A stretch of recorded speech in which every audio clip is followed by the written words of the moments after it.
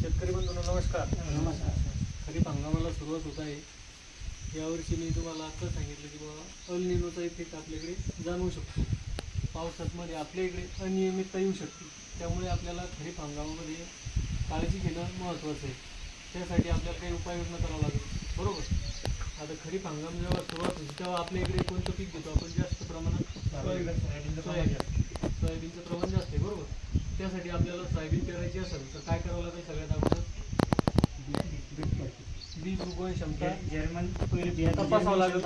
हे आता या पद्धतीने आपल्याला काय करायचं आहे, गोनपाट घ्यायचा ओला करून, त्यामध्ये 100 बिया टाकायच्या आहे आणि ओला करून याला काय करायचं, असं गुंडाळी करून ठेवून द्यायची. अशा पद्धतीने आपल्याला सर्वप्रथम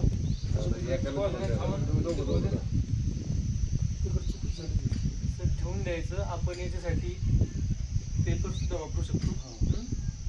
3 ते 4 दिवस ठेवून द्यायचं आणि जेव्हा आपल्या याला 70 याला कोंब येतील ना किंवा अंकुर येईल, ते बियाणं आपल्यासाठी चांगलं राहते.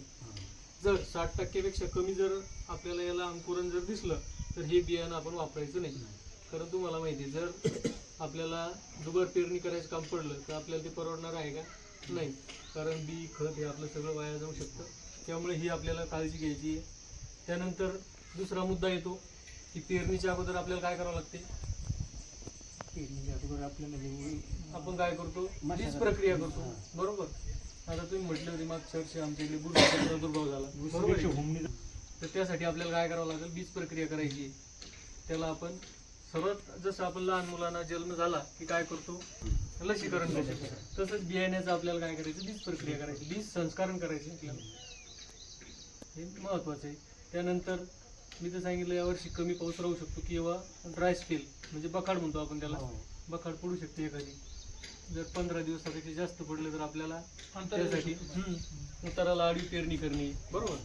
किंवा आपलं बीबीएफवर आपल्याला सोयाबीन पेरणी करू शकतो आपण, आहे की नाही. सरीवारंभ पद्धतीवर आता तुमच्या गावामध्ये आपण मागच्या वर्षी सुद्धा तुम्ही पेरणी केली होती. तुम्हाला उत्पादन चांगलं आलं होतं? पण इथंच म्हणजे किती आलं होतं? काही प्रमाणे झालं होतं? तरी 11-12 चावडी झाली. 11-12 चावडी झालं होतं. यावर्षी सुद्धा आपल्याला बीबीएफचा वापर करायचा आहे किंवा सरीवारंभा किंवा टोकन यंत्र आहे आपल्या इकडे. आपण त्या टोकन यंत्राद्वारे सुद्धा आपण पेरणी करू शकतो.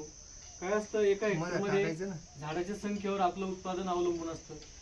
जर दाट आपण जर पेरणी केली तर तुम्हाला माहिती आहे, दाट लावलं तर त्याला उत्पन्न कमी येते.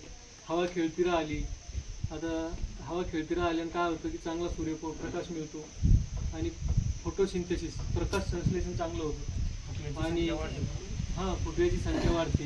प्रकाश संश्लेषण चांगलं झालं तर काय होते? जास्तीचं अन्न तयार करते, आहे की नाही. फलधारणा चांगली होते, फुलं चांगले लागतात. आता सोयाबीनचं तुम्ही म्हटलं की एकरी बियाणं किती वापरायचं, तसं जर तुम्ही टोकन यंत्रण जर लावलं तर 13 ते 14 किलोच लागतं तुम्हाला एकरी. यावर्षी काय माहिती का, यावर्षी पाऊस जर कमी येतं आपल्याला काय करावं लागेल? अल निनो इफेक्ट जर असल्यामुळे सगळ्यात महत्वाचं आहे आपल्याला कमी कालावधीच्या म्हणजे लवकर पक्व होणाऱ्या व्हेरायट्या पेरावं लागेल सोयाबीनच्या, आहे की नाही. किंवा तूर ज्या लवकर येतात. आणि जर समजा जास्तच प्रमाणात जर समजा पावसाने दडी मारली तर बाजरीसारखं पीक आपल्या जनावरांच्या चाऱ्यासाठी आपल्याला पेरावं लागेल, आहे की नाही. पहिला पाऊस पडला की ते किडे ना बाहेर येतात. लिंबाच्या झाडावर, बाबळीच्या झाडावर राहतात. शेवग्याच्या झाडावर. तर रात्रीला ते काय करायचं, आपल्याला ते लाईट घ्यायचा, लाईट ट्रॅप. ते रात्री काय करायचं, तो चार्जिंगचा बल्ब असतो ना, तोही लावला चालतो. झाडाच्या खाली असा टांगता करून द्यायचा आणि खाली असं पसरट पांढरं ठेवायचं.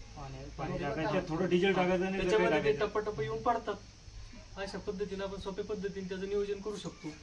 आणि जर आपण हे नाही केलं तर तेच त्याच्यापासून काय करतात, ते अंडी घालतात जमिनीमध्ये आणि ते मग एकदा जमिनीमध्ये गेल्यानंतर आपल्याला कंट्रोल करायला खूप अवघड आहे. आणि सगळ्यात शेवटचा मुद्दा काय, आपल्याला नैसर्गिक आपत्ती काही येऊ शकते. यावर्षी अल निनोमुळे पावसाची अनियमितता राहू शकते. तरी सगळ्या शेतकरी बांधवांनी पीक विमा योजनेमध्ये सहभागी व्हावं आणि आपल्या पिकाचा पीक विमा उतरून घ्यावा, बरोबर. या सगळ्या गोष्टी आपण करत असं मी तुम्हाला कृषी विभागामार्फत आवाहन करतो. धन्यवाद.